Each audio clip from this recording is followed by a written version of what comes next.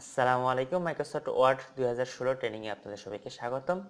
আজকে আমরা শিখব কিভাবে মাইক্রোসফট ওয়ার্ড 2016 ওপেন করতে হয়, কিভাবে মাইক্রোসফট ওয়ার্ড ওপেন করা ফাইল সেভ করতে হয় এবং কিভাবে পূর্বের সেভ করা ফাইল ওপেন করতে হয়। মাইক্রোসফট ওয়ার্ড 2016 ওপেন করতে হলে আমাকে প্রথম স্টার্ট বাটনে যেতে হবে। স্টার্ট বাটন থেকে প্রোগ্রামগুলোর মধ্য থেকে মাইক্রোসফট ওয়ার্ড 2016 খুঁজে বের করতে হবে এবং ওয়ার্ডের উপর ক্লিক করলে মাইক্রোসফট ওয়ার্ড ফাইলটি ওপেন হবে। এখন আমি নতুন একটি ব্ল্যাঙ্ক ডকুমেন্ট তৈরি করব। নতুন ব্ল্যাঙ্ক ডকুমেন্ট, ব্ল্যাঙ্ক পেজ নিতে হবে। এখন এখানে আমি লিখব কিছু, BANGLADES বাংলাদেশ। এখন এই ফাইলটি আমি সেভ করব। সেভ করতে হলে আমাকে ফাইল অপশনে দিতে হবে এবং এখানে সেভ অপশন দেওয়া আছে।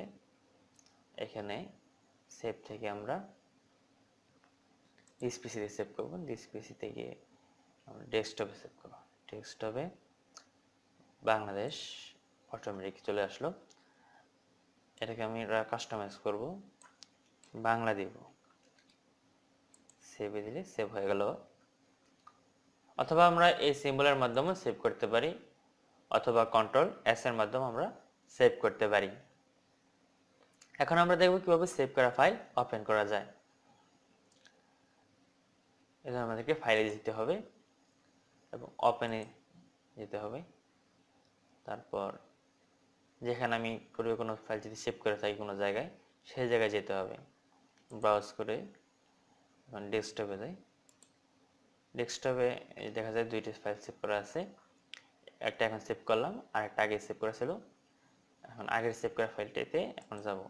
এখানে ডাবল ক্লিক করলে চলে যাবে, অথবা এখানে সিলেক্ট করে আমাকে ওপেনে ক্লিক করতে হবে। এই যে পূর্বে সেভ করা ফাইলটি ওপেন হয়ে গেল। আজকে এই পর্যন্তই। আপনাদের সবাইকে ধন্যবাদ।